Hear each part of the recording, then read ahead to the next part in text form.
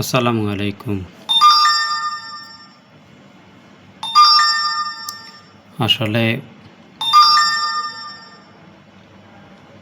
জুলাই আন্দোলন পরবর্তী সময়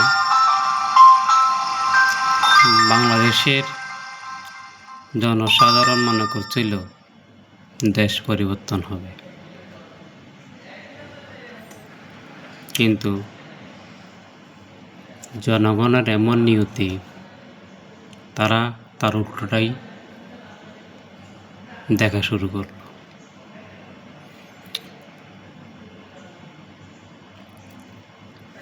তারপর যখনই কোনো পরিবর্তন আসা দেখাই যাচ্ছে না,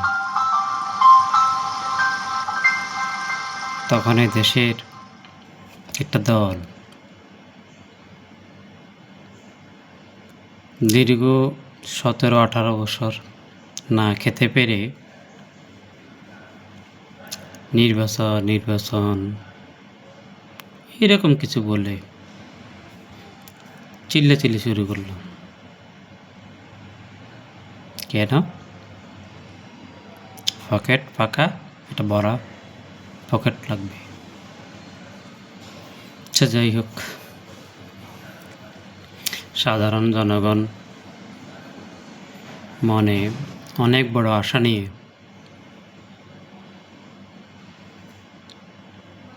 বাংলাদেশ পরিবর্তনের আশ্বাস নিয়ে তারা ভোটের মাধ্যমে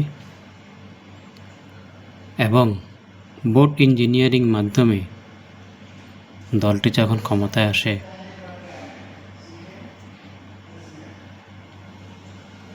তখন তারা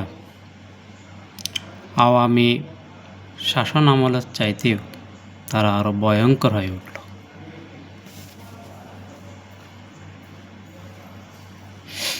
এটা আসলে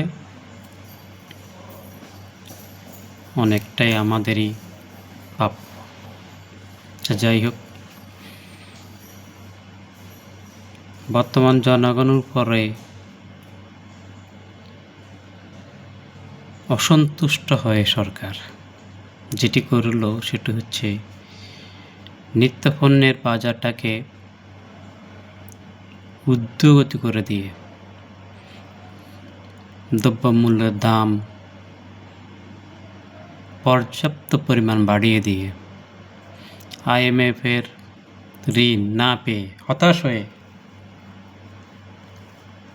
সেখানে নিত্যপণ্যের দামগুলো মাত্রাতিরিক্তভাবে বাড়িয়ে দিল। সরকার মূলত এটাই চাচ্ছিল। সরকার চাচ্ছিল আমরা জনগণের পক্ষে না, আমরা আমাদের পকেটের পক্ষে। তারা কখনো জনগণের সরকার নয়, তারা কখনো বাংলাদেশের পক্ষে আগেও যতটুকুই ছিল, বর্তমানে তার চিটে ফোটাও নেই।